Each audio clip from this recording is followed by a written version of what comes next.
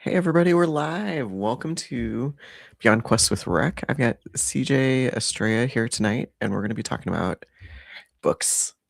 It's a book. Books. I love Celestial books. Twins, Gemini, right? Yeah, Yeah. and Heck probably yeah, some of your other books too. There we go. Yep, there's a very handsome book. Show the side view because it is a thick one. Yeah. it's thick. Mm-hmm. I think it's like 500 something pages. Yeah. It's a pretty Yeah. solid book. Yeah. And then book two is just bigger and bigger. Yeah. Yay. As we like it in the Lit RPG. That's Hey valid. Jen, thanks for joining. Yeah. Yeah. Well, we've been talking about not just Celestial Twins, but also LitRPG Con. You're coming. Um, we've got some devious plans for LitRPG Con coming up. We It's gonna be do. exciting. You probably saw my unboxing video, so I've got the T-shirt that CJ sent me on. Fight, survive, It's thrive. yeah, Fight, Survive, Thrive, which I love. Um, yeah, it's been good. Yeah. I'm, I'm I'm so awkward. I don't know what the hell. Um, Hi, I'm CJ Astrea. Nice to meet you guys. I Yep. wrote a book, that book, and I wrote more books. We'll talk about those later. But yeah, I'm a trucker, 26, and I'm bad with math. Let's go. All right. Yeah, fair. Thanks for the intro. Let me just tell everybody a little bit about the book in case they haven't read it. So, Yeah.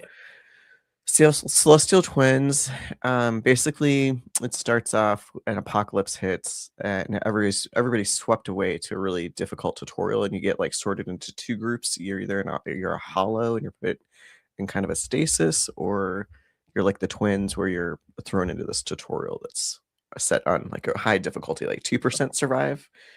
Yeah. 5%, yeah. 5%. Okay, 5% survive. At math, you know. Math. Um, so the two twins end up together, and their parents are locked away as hollows, and they've got to finish. I think it's 3 towers to unlock the hollows and kind of get to the end game of the tutorial. Um, Kalen is one of the twins. He's a brawler, like unarmed combat, and Arya is like an archer. Okay. Is her class. And they team up early on with Lucian, who's a very experienced spearman, very ominous, ends up being like their arch nemesis. We're going to give a little bit away. It's you can tell right away that something is not right with this guy. He Yeah. was never meant to be a subtle villain. Like Mm, he's a manipulator. He's a manipulator. He was never meant to be subtle. yeah. There is not much subtle about Lucian, and yeah, he's pretty freaking evil. Oh, But they team up with him in the beginning because he's the first person that they find, and they're just everybody's trying to stay alive, right? well, that Uh, and he's just like extremely well suited to this whole apocalypse situation. Like there are always people in lit RPG that are like very well suited to the situation they're in, and he is definitely one of them. yeah, So he's just incredibly powerful for his low level, and so they keep him around mostly just to keep each other alive. yeah, yeah. Like he picks up skills and just kind of has no remorse about killing and no remorse about like sacrificing people for his power, right? Not at all. No, yeah, Yeah, he's very much like if you interest me, I'll keep you alive. yeah, maybe, right? Yeah, right. So then they get Yara, who's my favorite character. She's Same. this kind of roguelike, lightning powered character. And Calum, am I saying that right? Calum Yep, the healer. Caleb. Yep, Calum the healer, who's also got like some shield based abilities as well. And then eventually Hannah joins the party as an ice mage, and it kind of rounds them out. Yeah, so lots of uh, like so they have these towers. Each tower is kind of like a dungeon challenge where they have to go through a certain part of the challenge, and then they have mini bosses and bosses, and so it's very much like a dungeon floor. So they have all Yes. these towers that they have to go through. They take companions through to help them level up. Just a lot of like fighting and surviving, and then you've got a little bit of like base building in there Yeah. once they progress. So yeah. Well, yeah. I wanted to make sure that the lit RPG audience was satisfied. So I added, like the stat sheets and the monster fights every once in a while, and just keeping it keeping it kind of cozy for everybody. And Hmm. then like, but now with later books, I'm just like, yeah, there's a lot less monster fights, but hey, they're a lot cooler when they happen. Yeah. Well, this one was like jam packed with monster fights. And yeah, I think you could I think like in the arc of things, you probably could like not have a monster fight or two and do some more Yeah, other stuff. It would be fine, so but yeah, I was what was really. nice though. Yep, go ahead. Oh no, you go ahead. Oh, I was just gonna say what was nice is that the monster fights were very because you did it in this like tower format, each tower is very distinct from the other towers. So it's not like you're in this themed dungeon for 15 levels. Yeah, It's like each tower is like completely different experience for them, which makes it stay fresh, right? yeah. If you've ever read Primal Hunter, which I don't think anybody hasn't at this point, um, it's very much like the challenge dungeons. Like they're kind of just like these. You got one objective, get that objective, get it done, get on to the next one, that kind of Hmm. situation. And so Yeah. those were very much like my inspiration because I never played D&D and I don't really play a lot of RPGs in general. So I was just like, what do I know? I was like, I know this. I Yeah. can do. I can do this. Yeah. Well, before we get further into it, I know, like on your book here, CJ, is that how you want, like if somebody approaches you at a con, you want them to come up and be like, hey, CJ, what name would you prefer us to?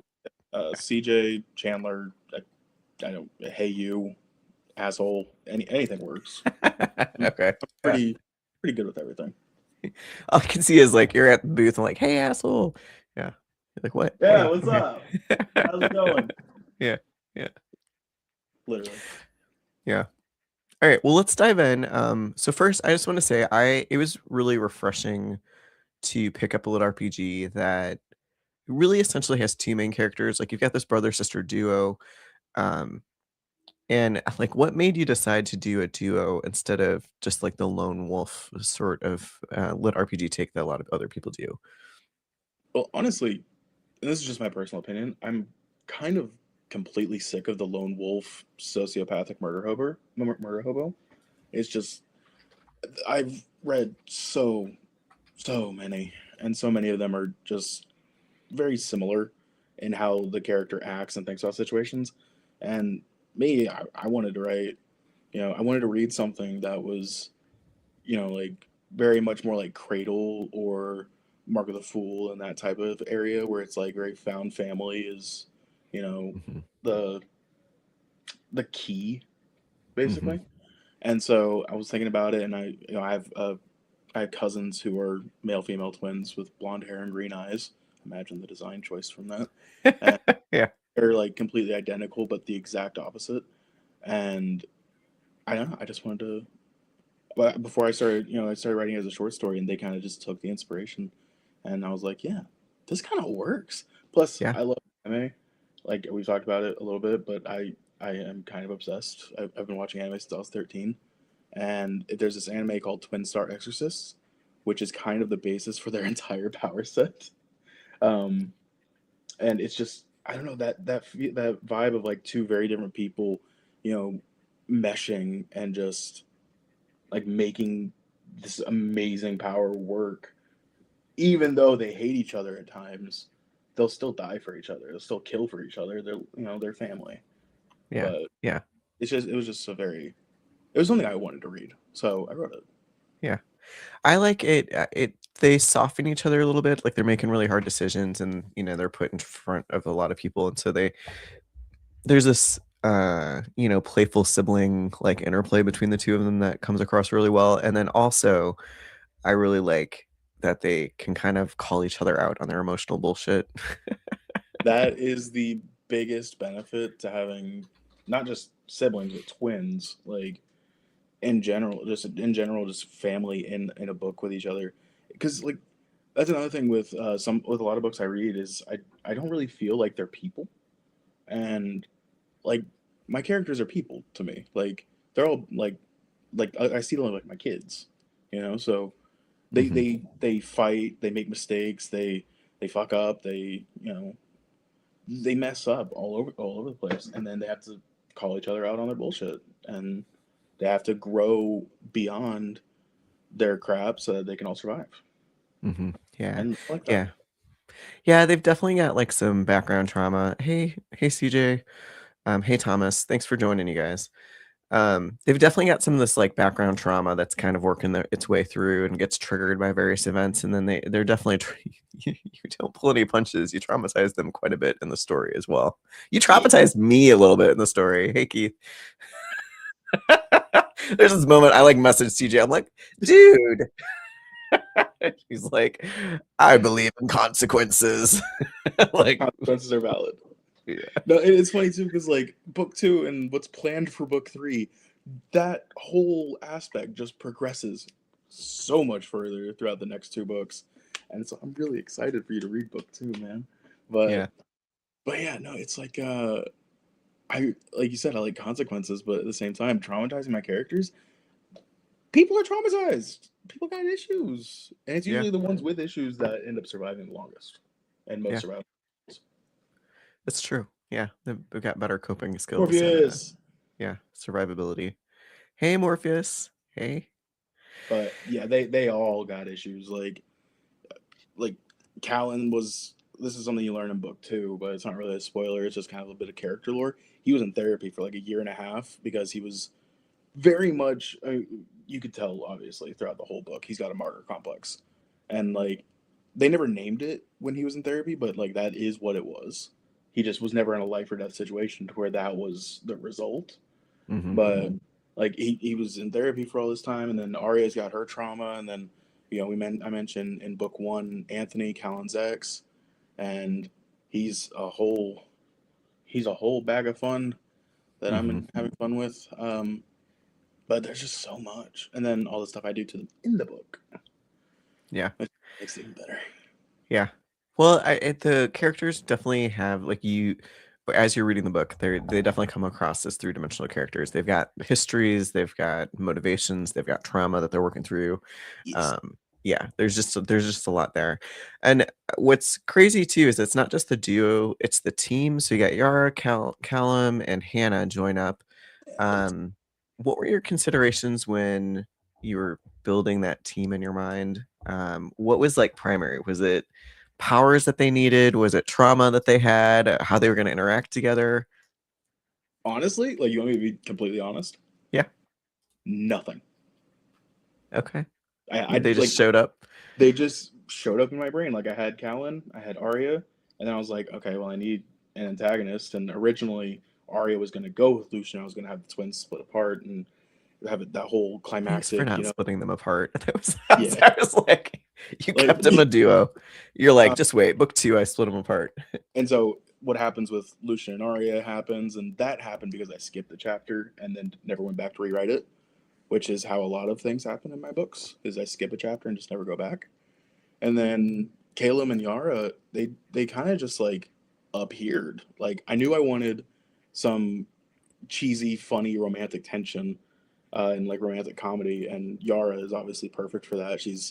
Yeah. She Yara outwardly is like chaotic, bisexual, like she's just she will flirt with anyone and everyone, but you yeah, realize through the book that that's just a mask. yeah. She's very deeply loyal to those that she feels like she's connected to, and it's just like it was so much fun developing her character from like base like surface level horny gremlin to like this badass lightning master who's just zipping around the battlefield.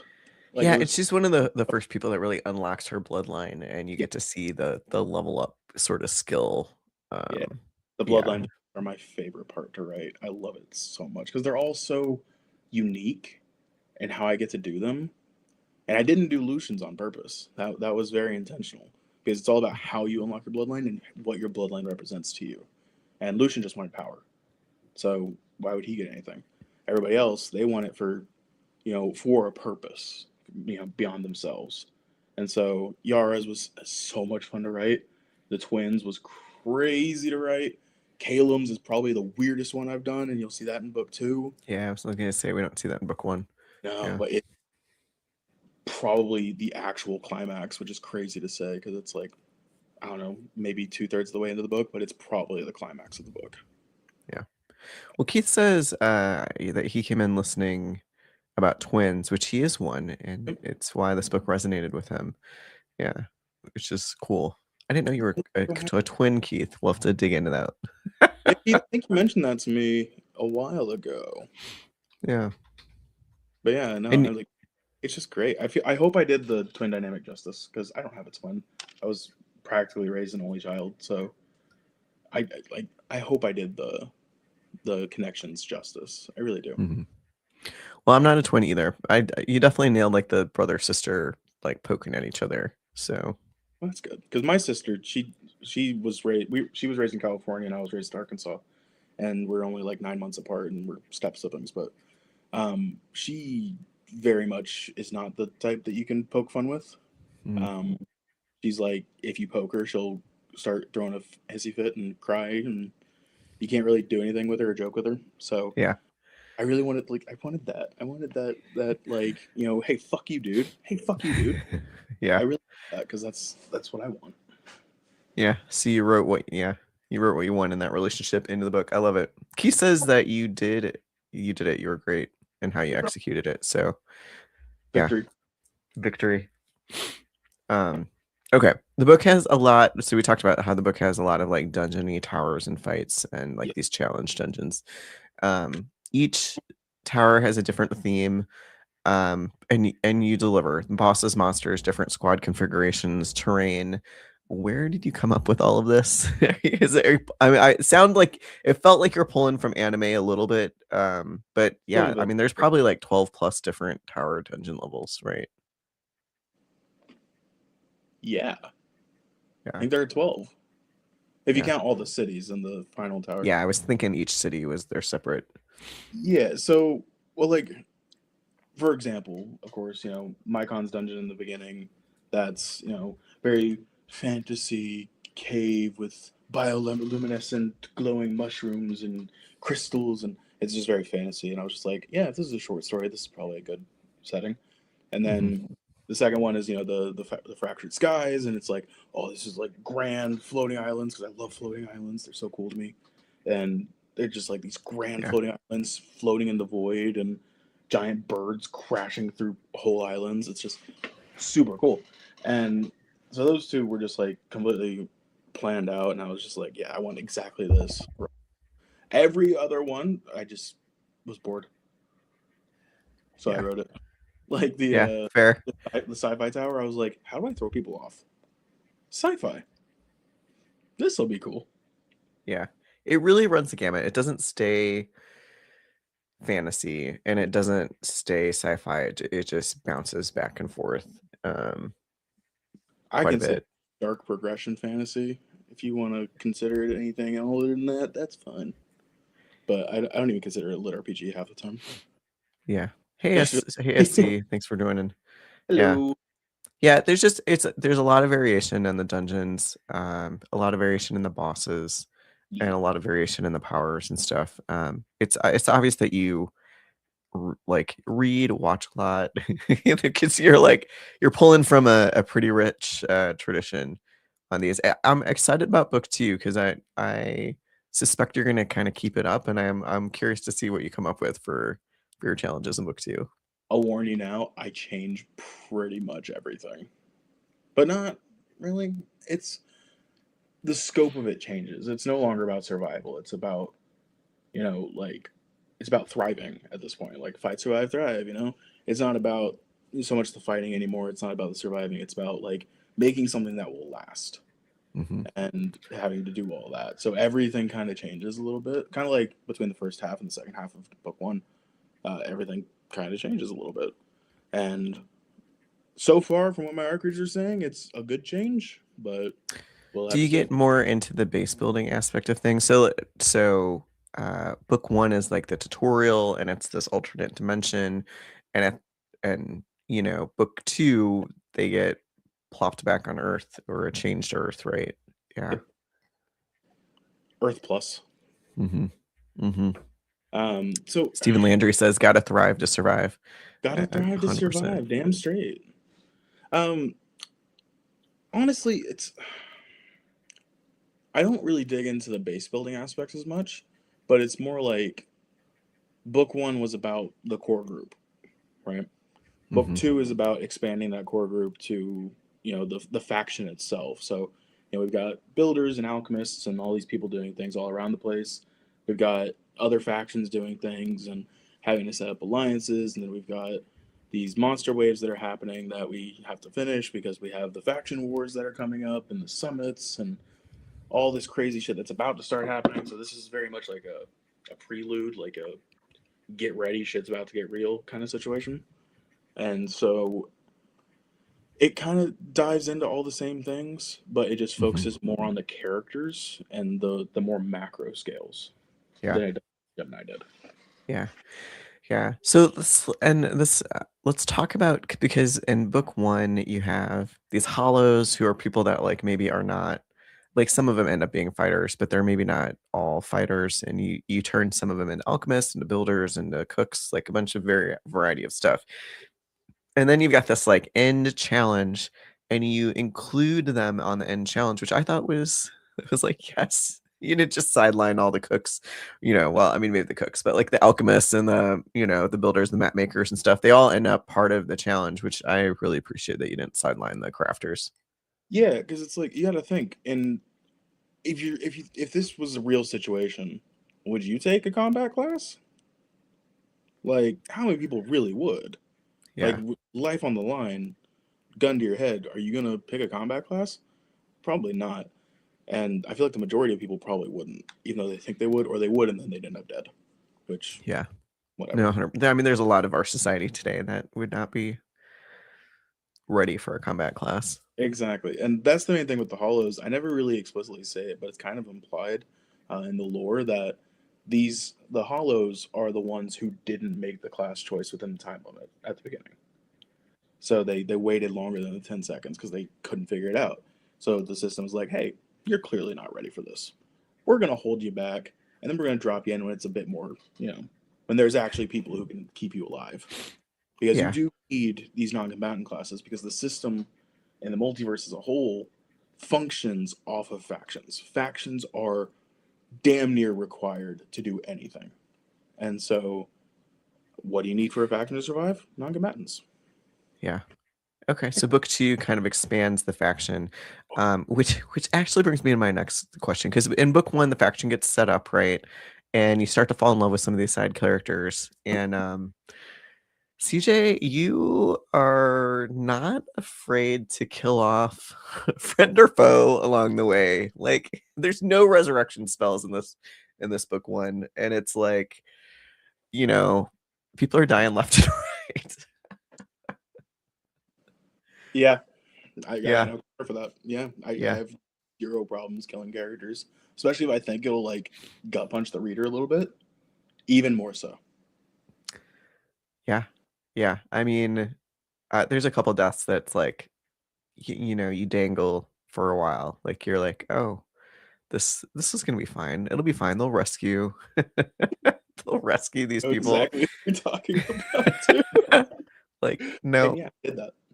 no, no, no. So when we talked about that a little bit, you know, the genre in general has this thing about like everybody always gets rescued or resurrected, or they're not like truly dead. Or And you that's just give kind of them a a, health potion and they're fine. Or yeah, like just missing an arm. We'll just like push it near their body and throw a health potion on it, and suddenly they have a fully functional arm again. Yeah. I No. will say, if a character loses an arm and it's still there and they can just reattach it, I'm totally fine with them using a healing spell or something to put it back on. But that's only if they can actually find the arm and reattach it. Yeah. They can't just grow a new arm. They're not lizards. It's not Yeah. how life works. You gotta do like this is a book about trauma. It's a book about healing from trauma. If you're healing from trauma, you can't just erase the trauma. Yeah. That would be pointless. SC says that they suck at killing characters, like it would make them cry. And did you cry killing a couple of people in book one? Yeah. Yeah. Yeah. Badly. Oh my god. Especially at the end. Dude, even Mhm. man, I was listening to the audiobook and because you have to listen to everything to make sure they say everything right.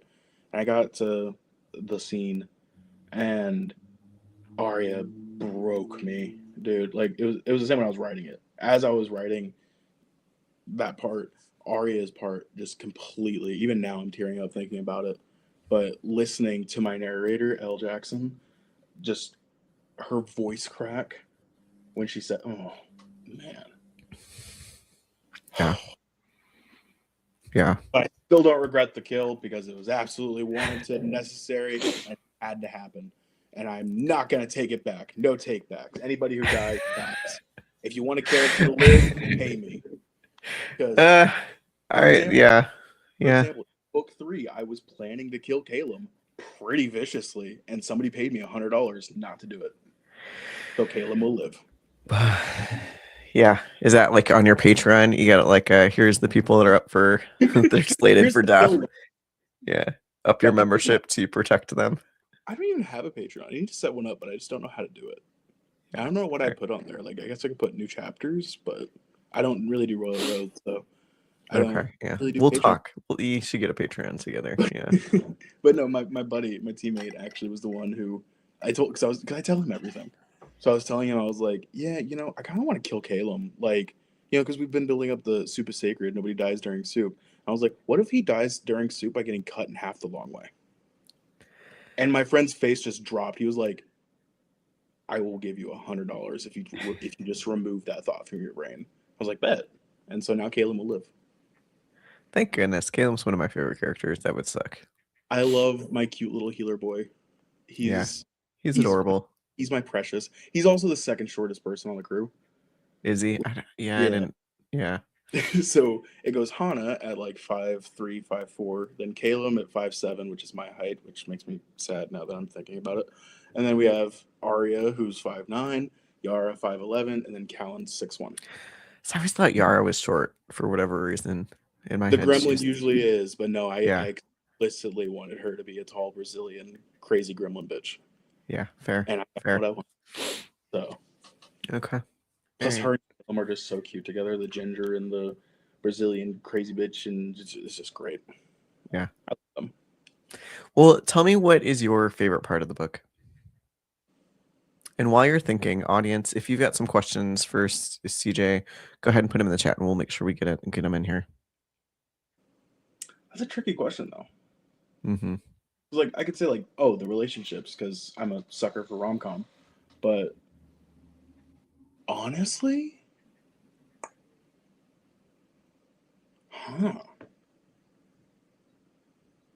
My favorite fight is when Yara overclocks and like solos the boss. Facts. That was a really cool scene. Mm-hmm. I don't. Maybe back early in like chapter 10 when Lucian knocks Caleb into the path of that alpha, and then Yara just flips shit. Yeah. That might be one of my favorite moments. Either that or obviously the climax is a huge part. Or the climax is pretty big. There's a lot of trauma in the climax though, which is why I can't. Yeah. No, I guess I'd just say like Yara and Caleb's relationship, just in general, like their bond and then their eventual like romance subplot. There's this really sweet moment where Yara's mask of like, so she's kind of got this like, I'm attracted to you, I'm attracted to you, I'm attracted to everybody, and I'm gonna like hit on everybody. And then there's this moment where like Caleb's life is in danger, and she has to like, everything drops, and she's like, you know what? I actually love you, and it's just this really sweet like. And then she takes a black hole to the face. Yeah, pretty much. Yeah. But that is. Like, genuinely, I think it's the unhealthiest relationship that I've probably ever encountered outside of my own, which is crazy to say again. But it works. Like, it's almost so toxic that it's healthy.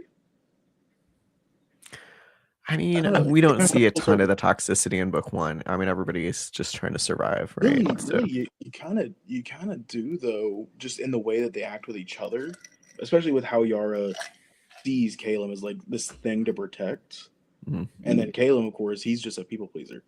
So it's true.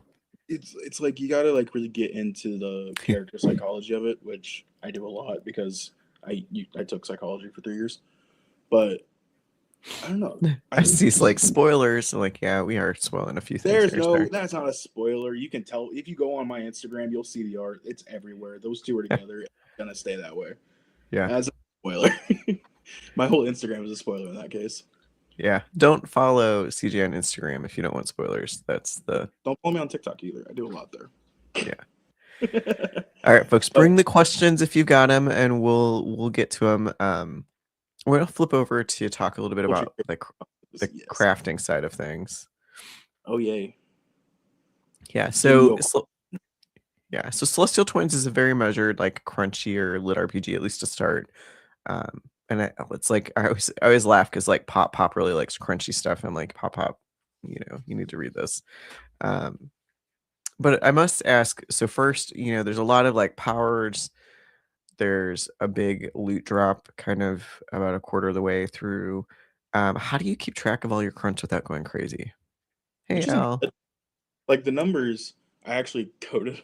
I actually coded a website to like give me the information. Like I put in all the rules for all the levels and all the grades and everything, and for each class. And then I was like, okay, so now if I just type in like 52 or 53, it'll give me the full stat sheet That's for that. smart. Yeah. And I actually just did that though. Now that I'm starting book 3. Before that, it was kind of all just in my head, Okay. which did drive me crazy. Yeah, that's a lot to keep track of.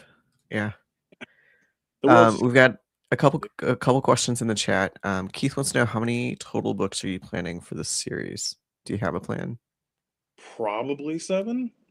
Then again, knowing me, it'll probably end up being 8 or 9, just because unless I want to make the books like 300,000 words, which I mean, if you guys want that, then sure.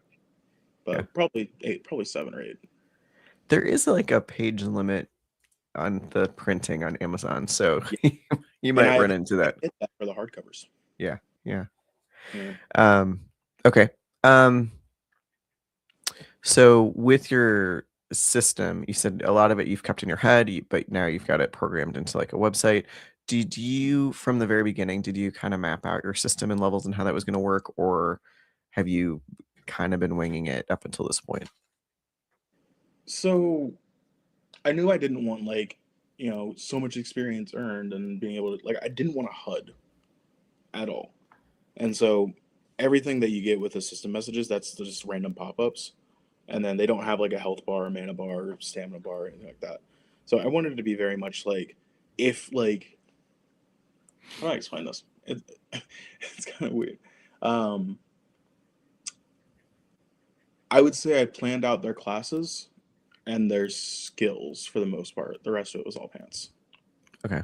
Did you have a plan for like bloodlines and like their kind of superpower aspect of it? For the twins, yeah. I knew I wanted bloodlines because I love cultivation stories with bloodlines and all that. But with the others, I know they all have one. But as far as what it is, what it does, how it connects to them as a character, how it progresses them as a person, I kind of just think of ideas and then last second I'll usually end up changing them. Mm-hmm. Like Caleb's is going to be a massive subversion that I make mid book, and you'll see that. But Yara's is kind of a similar one in that situation where it just I wanted it to be something lightning because that's why she's a Tempest rogue. But so I knew I needed some kind of lightning in there somewhere, but I had no idea what I was gonna do with it. Mm-hmm. And then it just continually evolves throughout the books. Yeah, I'm excited about that evolution. I'm glad it doesn't stay static. Like here's your bloodline, and then drop you. Yeah, yeah, Bloodlines change just like everybody else. yeah. Well, Corey's asking, how do you get in the mind space to write about trauma? I know it's hard for some authors, but it can be very cathartic. Is it for you? Oh yeah, yeah. It's honestly, it's really easy for me. I have a lot of issues like PTSD, social anxiety, grief, and all this kind of stuff, and counseling and therapy, and it really worked for me. So what you see through these characters is basically my therapy letter. Every character is almost a personification of like an unhealthy coping mechanism that I've used, and you know, helping them to grow out of it is helping me. So it's not so much that I have to get into a headspace to write trauma. it's more like I'm constantly in the trauma, and the writing is getting me out of it. If that makes sense. Mm-hmm. I do have Yeah. another series I'm writing that's all about revenge porn, basically, and that one is just straight catharsis. I just get to rip through people constantly, and it's a lot of fun. But Yeah. that one, pure catharsis. But yeah, I'd say it's just that I'm always in the trauma headspace, and then it's more I have to drag myself out of it. Mm-hmm. And it seems to help. How about when you kill off the character? Is that a sign that the trauma that you've worked through the trauma, or that we need to No, that's just check in rhetorical. on you? That's just because I had a bad day and somebody got in my way, so I killed that person. Fair. No, no. Fair. When I kill the characters, there's always a plot reason for it. Whether it's to show off how powerful this character, this other entity is, or it's to add, real stakes to a situation, or it's just to make a character break down and get their and whatever it is. It's just a method that I use to progress the plot in a way that makes sense to me, Mm-hmm. Yeah. and it works. So I'm happy. Well, and you mentioned at the top of the hour that you've got a day job. Yeah. Yeah. Do you want to talk a little bit about like when do you write? How do you balance it all? Yeah. So I'm a trucker. It's technically a night job, which is a double entendre because I work for night transportation. And I drive at night with my teammate who drives during the day. Yeah. And to be honest, I mean, I average like 2 hours of sleep per night.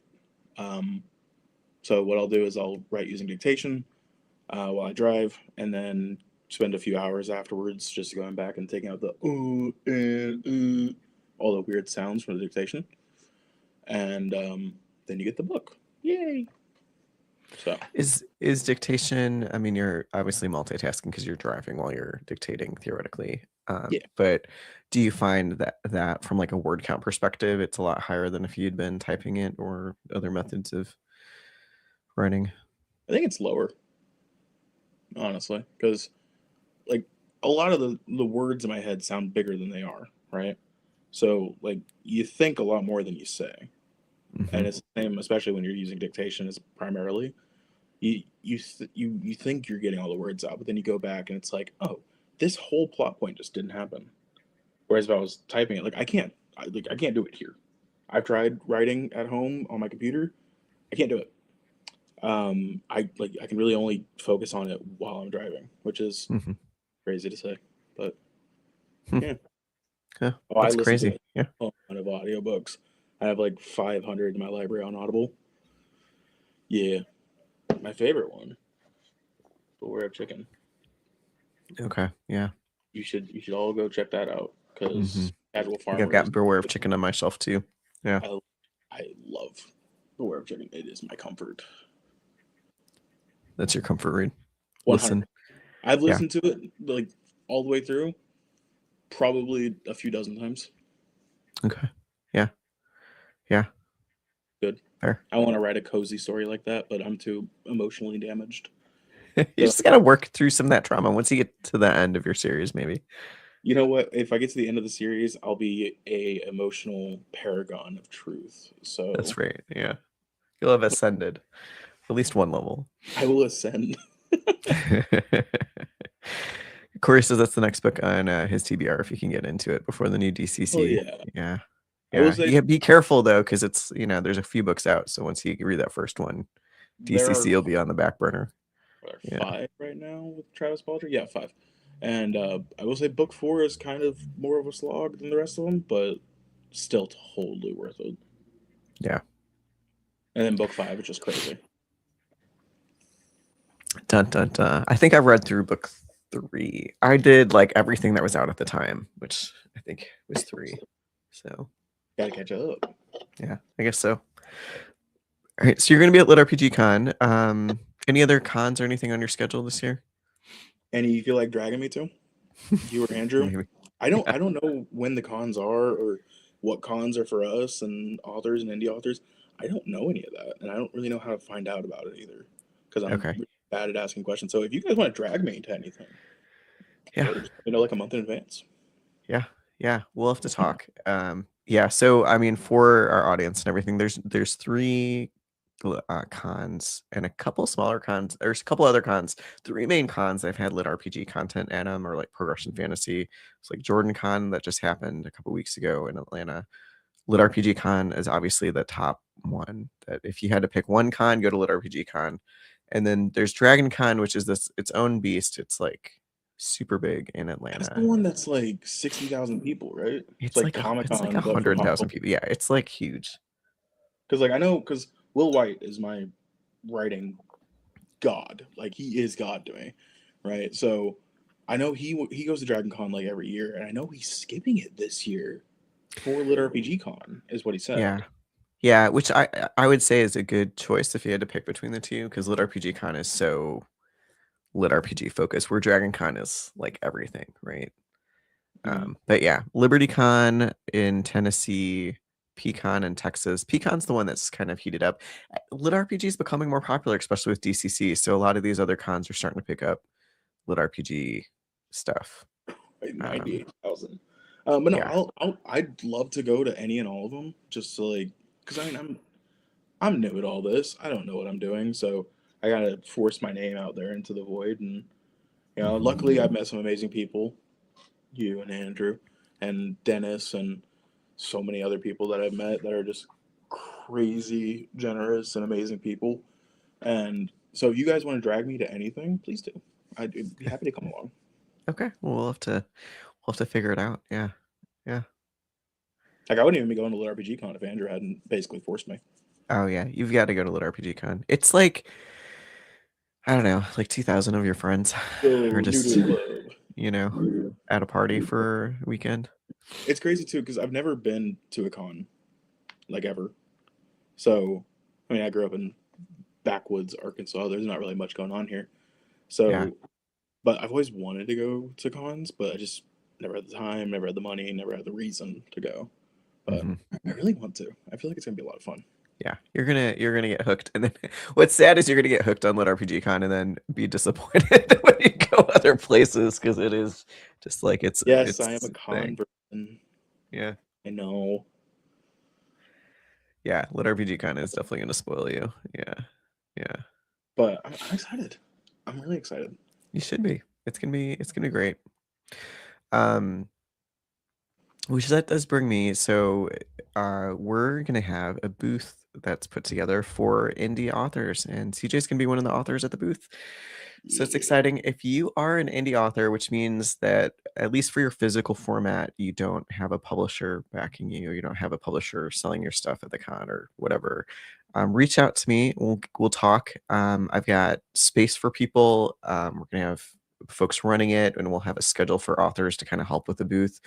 Um, and yeah, we'll have the POS system set up, the point of sale system, and all the rest of it. So reach out to me. We'll get you a spot, and we'll talk about what that means as we get closer to the con. So yeah, super excited. Yeah, Get me too. Gemini in more people's hands. Gemini Resonance is gonna be there. I'm gonna have. I think so. Of course, I already talked to you about like how many I was planning on bringing, but I think we're doing like what 20 Gemini, 30 Resonance, and then 100 of the new series special editions because those ones aren't going to release on Amazon until probably well after they're gone. Yeah. Um, so we're going to have 100 of those. So if you want it, it is going to be a first run limited edition special edition Dun copy. dun dun. Yeah. Yeah. So Yeah. check out. But I'm really excited for it too because I want to bring merch because I love making merch. I mean, you're wearing some of my merch right now. I am. I Yeah. love making merch. It's so fun. I have bags of stuff and all these little, and I have a 3D printer now, so I can make even cooler stuff. I need to get my 3D printer back up and running. Yeah. This thing is, I got it for $20, and it definitely runs like it because it stopped working today. Yeah, And yeah. Mine you have to rebalance after every like 4 prints, which is irritating. So that might be what this problem is. I don't know, but yeah, no. And then of course I was thinking of like having the ebook because you can make the ebook free for like a couple days on Amazon. So I was thinking mhm. about doing that during the con, just in case I run out Yeah, somehow. yeah. People really show up and show in. I do not have a website yet. I'm working on it. I'm trying to code it, but I'm on the truck all the time, and it's very, very difficult. But I am working on one. It'll probably be ready around the con, hopefully. Yeah. What's the best way for somebody to reach out to you for like merch and stuff? Oh, for merch, Or for TikTok, like a book or whatever? TikTok, probably TikTok. Discord. Yeah. Yeah. Yeah, probably TikTok or Discord. If you like want like a PR box or something like the unboxing videos that you, Dennis, and Jess just did. If you want anything like that, just reach out, DM me on any platform, and we'll work something out for an arrangement. Anything to get the name out there, And if you just want to copy the book, of course, Amazon. I mean, it's Yeah. there. It is the #1 platform for everything, for a reason. Yeah. So Keith, are you on TikTok? If so, I can send you CJ's TikTok. Yeah. Actually, hold on. Is that still up? So when I first started writing Gemini, I actually did set up a Streamlabs account, which has a merch store, and I There you think go. I made a ton of merch in there. Let me see if that site is actually still up, and if it is, I'll drop the link because Yeah. it's got a lot of cool stuff from Gemini. Yeah. It's just not handmade. Sweet. Okay, so he sent you a message on Instagram. So one thing about LitRPG Con, and so like I just want to talk about the booth that I'm going to be hosting here. A lot of in the vendor hall, a lot of the booths that sell books are associated with the publisher. So like Podium's got a booth, Sound Booth's got a booth, Legion, like my mind's like, what are the other publishers? I mean, you guys know the publishers, right? Everybody's got a booth, they're selling books. But the indie authors, as a whole, if you wanted a booth, you had to apply individually. And the problem is there's not enough space for everybody to have their own booth, which is why I talked to Geneva about setting up this like indie booth where we run everything through like one booth for folks that can't get a booth of their own. So yeah, hopefully we're providing space for the indies, and we don't just well, we lost connection to my camera here. I'm not sure what's going on. Can you still hear me? Yeah, you're still good. Okay, all right. Oh, I'm gonna send you this link. If you can put it up in the chat or something. For some reason, it's yeah, all go ahead. Yep. chat. Yeah. And then, but yeah, apparently it's still there, so that's cool. So if you want merch, it's not handmade, but it is professionally made, which is probably better. There's all kinds of stuff in here. There's t-shirts, there's long sleeve t-shirts, hats, phone cases, a couple of them, some tumblers, hoodies, all kinds of. Man, I really went wild with this shit, didn't I? Yeah, I've got an old Zazzle store that I put some stuff into. Well, it's so cool too with the with Streamlabs, because I mean you can do live streaming, like you can do multi-streams and all that kind of cool stuff like this, and then you can also do you have your merch stores and all that kind of stuff that you don't even have to stream for it. You can just do it. And it's really I mean it costs money. It's like $120 a year to keep it all up and running, but hey, that's $120 a year for a point of sale, print on demand store for merch. That's kind of crazy. And then for books and everything, obviously go to Amazon because that's the only place I can legally sell them. Yeah. Yeah, thanks Amazon. Right? Yeah. Hey, you're back. I am back. Dun, dun, dun. All right, so I've provided the link in the chat, so feel free to go ahead and visit that and get some Gemini loot, or just general CJ Astrea loot. I'll probably bring some with me to the con too. Not a ton, but probably just leave it in my car. And if anybody wants some, come find me, track me down, and I'll drag you over there. Yeah. SC says they're going to be at the Royal Guard booth, which is exactly. It's a perfect example. A lot of the publishers are showing up and they've got booths, and it's exciting. So if you are coming as a fan, definitely bring some extra luggage space, or be prepared to FedEx yourself a bunch of books because there's going to be books everywhere. Yeah. I'm so excited. I like genuinely, just for every part of it. You should be. It's gonna be fantastic. Yeah. I swear What to God, would you say is the thing you're looking forward to about the con the most? I was just about to say, if I meet Will White, Travis Baldry, or Heath Miller, I can die happy. If any Yeah. of them decide that they want to deign my poor excuse for a book with a purchase and a read, I'll probably die on the spot. Yeah. Hey, That how it I be. definitely got stuck in an elevator with Travis Baldry and had to chit chat for like 3 minutes because the elevators were slow. Yeah. Yeah. So My this this dream. this dream can happen for you, CJ. Well, yeah, because okay, so the yeah, he saw the Friends Inspired T-shirt. So my real name is Chandler, and I was named after Chandler Bing. That's yeah. Love it. That's what the Friends inspired. Yeah. So I designed the Friends Inspired T-shirt because it says Gemini, but it looks like the Friends logo, Yeah. and it's got the Yeah. character. So yeah, that's fun.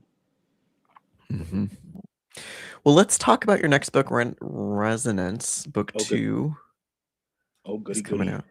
Yeah, and Morpheus it might be in our chat for good reason. Oh yeah. Morpheus, you got something to Yeah. show us, my guy? Well, I'm just saying, like he's working on the cover for book 2, right? He is, yeah. And I just saw the preliminary sketch, and this is crazy too because I told him I wanted the characters with floating islands. He saw nothing else and came up with this badass sketch. Like, I don't know if you can put it up hmm on screen or if that's something that you can I do with can, it. yeah. Because Let me get that. If you're good with it. my jaw literally dropped when he sent me Okay. this. And like all I told him was floating islands, these characters. Here you go. And then he hmm sent me this, and I was just like, bro, what the fuck? You learn with Morpheus to just give him like a baseline and let him go because whatever he comes up with is going to be better than you could imagine. I'm so Here, excited for the floor cover. here's the Look at sketch this. for book two's cover. Yeah, Oh look at my this, guys. god. It's fucking gorgeous, dude. hmm Oh, Epic. And I will say, after reading book one, like this definitely captures kind of the heart of the like what you got going on in the books. right? Yeah, so Yeah, over here on the rock, we'll have Calum. And then from right to left, we have Calum, Callan, Arya, Hana, and Yara. And love it. it's oh, I'm so excited for this cover, dude. It's gonna be so good. Yeah, Morph I'm is saying that he's working on the rest of it, like while he's listening to us. oh. Love it. And then of course Morpheus is also working on a map for Gemini for the tutorial. So that'll be hopefully eventually I can if I can find like a printing house, like maybe again with the Kickstarter stuff. hmm I don't know if we talked about that on here or not, but Yeah, we um haven't, but we can. Yeah. yeah, I want to do like maps in the books, but you'd have to like print those out separately, I think, because Amazon won't do that. Which Yeah, I mean, you is could do like a map on a page, but yeah, if you want like a fold out map, it would have to be a separate thing. oh yeah, no, I want it to be like open the book and it's like that first open page, Yeah. like not the page but the page, I want that Yeah. to be and because like the tutorial is all completely circular. So I'm And adding then the map. So Morph says to everybody, save this image so you can compare the difference between the sketch and the final artwork when it's ready. So take your screenshot now. take a So when we screenshot, get the, everybody. yeah, take your screenshot so we can see it. You can compare it later. Oh It my is god, pretty it is badass. so much better than I ever imagined it would be. hmm Like oh, it's so cool. I have no idea what I'm doing for book three's cover. Not a Yeah, clue. And that terrifies me because now expectations are high because I mean Gemini's cover is gorgeous. it Right? is. Yeah. I mean, I've actually got that one here. I can bring that up on the stage. So yeah. here's Gemini's cover. Gemini's cover is absolutely gorgeous. It does exactly what Gemini needs to do because it's very twin centric. And then the book two cover that Morpheus showed off, I mean, it's very much like an expanding scope, right? So you've got the hmm characters much smaller, but the it's much more grandiose. So Yeah. they're both doing exactly what I want to do. I have no idea what book three is going to do. Dun dun dun. Yeah. So book two, you've got a release date for it. You want to share that with everybody? June 1st. Dun dun I had to push it dun. back a few times. Originally, I was going to release it in April, but things happened and devolved. But hey, June 1st is when it's coming out, and then the audiobook of Gemini is coming out here whenever ACX decides that it's coming out. Yeah, you're in ACX jail. It's so funny how like you can plan everything out and then you get into ACX and it's like, well, at some point we'll bring it live. Yeah, no, like I'm looking at the website right now and it says 2 of 4 steps completed. Yeah. Wait a second. Wait a second. We might have exclusive news, ladies and gentlemen. Dun dun dun. I think Gemini might You think actually. it's up? I think Okay. it's I'm gonna go check my. I think it might actually be up. I can't use my phone because I'm using it as this. Damn it. I think it might be up. Ladies and gentlemen, breaking news. The audiobook for Celestial Twins Gemini may be live right now on Audible. Get your credits ready. It is. Yeah. Yep. Oh I've my got god, it is it right here. actually? Yeah. Somebody Boom. tag Andrew. He needs to be here. Yeah. I All told him he'd right. be the first to know. I just purchased it. Oh my god. Boom. Oh, this is fucking. I did not. Oh no. I'm There having you go. There you go, everybody. It is up, and I have. You guys are really making me want to cry here today. That's Boom. awesome. Yeah. So go grab it. That's awesome. Somebody tell Andrew because he's gonna be pissed he wasn't the first one to buy it. Sorry, Andrew. He paid for the whole damn Sorry, thing. not sorry. Like, oh yeah, just casually drop $4,000. Yeah. Mhm. Like the 5th one to buy it. Oh, I have promo codes? How does this work? Oh, Corey's like, I already bought it like 15 minutes ago. Yeah, so the promo codes, you get 50. So for those of you who don't know, you get 50 promo codes. About 25 are UK, 25 are US, and you can give them out to people as like freebie, get some interest. Fuck Yeah. yeah. Well, congratulations, you use have an your audiobook live. Yeah, What was that? you guys can use your credits. I'm gonna save those for other people. I don't know who. Yeah. TikTok giveaways is a good place. Oh yeah. Yeah. I did. Yeah, this is. Oh man, I'm like, my leg is shaking. I'm having a mini panic attack now. I was not expecting. I'm not good with surprises. Sorry, not sorry. Honestly, after what I did to people in Gemini, this is probably my payback. World reveal, exactly. Breaking news. Yeah, we planned this totally. Breaking news. All right, so you've got the audiobook out now today. Yeah, May let's go. 6th, right? Yep. It couldn't You've have been got you got Renaissance coming off on June 1st. Yes. What other books are you looking at for the year? Are you thinking that are going to come out? So I mentioned earlier I wanted to do the Kickstarter, but that's more contingent for like book 3 of Celestial Twins coming out this year, and then my other series, book 2. But book 1 of my other series, which is called The Blacksmith's Son, book 1, The Gentle Blade. No, tonight was not because of the audiobook release day. That was completely random, and I'm very happy. So it's great. But yeah, book 1 is The Gentle Blade, book 1 of the Blacksmith's Son series. It is a grimdark progression fantasy, very heavy on the grimdark. It's about a 9-year-old boy named Corin Vale, whose village gets destroyed and he gets enslaved by the local dukedom. And he has to kind of survive through these hellish mines, and then eventually he ends up killing or nearly killing this other kid, and he gets drafted into the arena where he then has to learn how to fight and survive in that situation. And it's very So the Gentle Blade is very misnomer there for. So it's kind of it's double meaning, because when he first gets into the arena is when he gets dubbed with the moniker the Gentle Blade, and it's because he refuses to kill people. He uses an estoc, which is kind of like a big chunky rapier, and so he uses that to take down his opponents without killing them and to keep their vitals intact and everything. So it's he gets dubbed the Gentle Blade because he refuses to kill, and then eventually that kind of transforms as his mental state deteriorates, and he gets worse and worse and colder and more efficient and just wanting to get everything over with.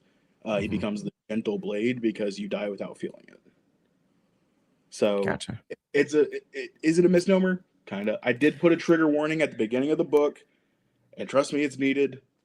But there is a trigger warning at the opening of the book. So from everything you've told me, it's pretty violent, pretty grimdark. Grimdark is a good 2 chapters later, and you can see for yourself, because like it's fucking wild. Yeah. But Yeah.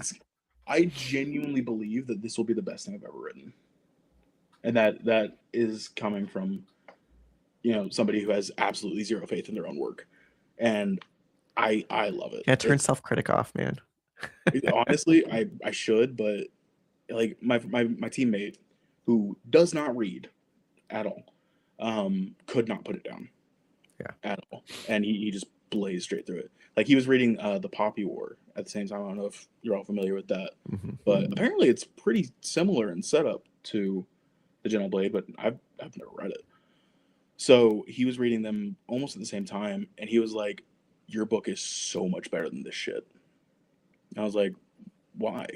Like, this is a published work. This is indie, basically fan slop." And he's like, "Yeah, but your characters are just more people." I'm like, "Oh, okay. Well, that's the same thing that people say for Celestial Twins, but you don't like that." So he's a dick. Yeah. But Fair. But if he says he likes it, then that's like genuine praise. So I really do think this will probably be like the best book that I put out to date. Yeah. And That's I awesome. love Resonance. Resonance is probably like I said the same thing about Resonance when I wrote it, and I'm not taking that back because Resonance is 10 times better than Gemini. But I think Blacksmith's Son has the potential as a series to go well and beyond a lot of regular traditionally published books, in my opinion. Yeah. That's great. That's great. I always tell people that, if you're not thinking, that your first book was crap compared to your latest book, that if you're not like, oh, this next book is the best thing I've ever read, then you're doing it wrong, right? Like you get You're not growing. practice. You're not You're not growing. thriving. Fight, Yeah. survive, thrive. Okay. Well, what's the best way? Like, I'm a CJ fan. What's the best way to keep track of like what's coming out, what's next for you? Well, the website will be once that's up, eventually. But honestly, right now, just really TikTok is probably my main thing. It's the thing I check at least once a day. So, Yeah. and I try to post on there at least once a day. Mostly, it's just funny art that I've paid for over the last year, or some kind of edit or skit, whatever. But it's just something to keep the algorithm up. But I don't really like doing like update posts because I have a tendency to ramble, and I will give things away. There's just a couple spoilers in this podcast, Yeah, here or just a there. few. Like if you Yeah. haven't read Gemini yet, you're fine. Yeah. Yeah. All right, last question, and then we're at the hour. For those of you who are Pop Pop fans, he's got Fifi Saves the Day on Royal Road on the Pop Pop channel, so you can hop over there next if you want some more LitRPG content. But CJ, if you had a book that you were going to add to like Pop Pop's TBR, anybody's TBR, what would the book be that you'd recommend? I mean, obviously, Resonance and Gemini for one. Yeah. But no, Yeah. being less self promo-y. My friend on TikTok, Daniel Fansler, he was actually the first author that I connected with. He writes epic fantasy, and it's so good. Let me get it here. Yeah, the Chronicles of the First God series by Daniel Fansler. The first book is The Lost King, and he's a very small indie author. He's epic fantasy, but honestly, I want to get him in podcasts like this because he doesn't really get a chance to do that much, and he's just such a cool guy. But yeah, obviously Daniel up there. Andrew when he gets his book out eventually. I'm looking forward to Andrew's book. Yeah, me too. I keep like, come on, Andrew. I want to see. So a little update for the Resonance audiobook, which this is the only thing that's confirmed so far. Andrew is going to be playing his own character. Ah, that's awesome. Yeah, so that's gonna be sick. But yeah, other than that, I mean, obviously Gemini, Resonance, the Gentle Blade when it comes out, those are all should be on everybody's TBR, and then should be immediately read once they're on the TBR. Yeah, absolutely. But yeah, that's about it. Awesome. All right. Well, thank you so much for being on the show tonight. I suspect this won't be the last time you're on the show. I can't wait to meet you in person at LitRPG Con. I think we're gonna have a blast. Yeah. And yeah, thanks everybody for joining tonight. You can catch me next with Casey Azell. I think it's next Wednesday. I should probably know this. The 12th is it's not the 12th anymore. It's gonna be the 14th, I think. Casey we had to adjust some things. So go check the schedule. I've got Casey Zell next talking about Blood on the Sand. And it's going to be like a 11 a.m. Central time slot. So it'll be during the day. So if you are a daytime watcher, make sure you join up. It's going to be awesome. But have a great night. Go join Pop Hop's feed. And thanks, everybody. Have a good one. Bye.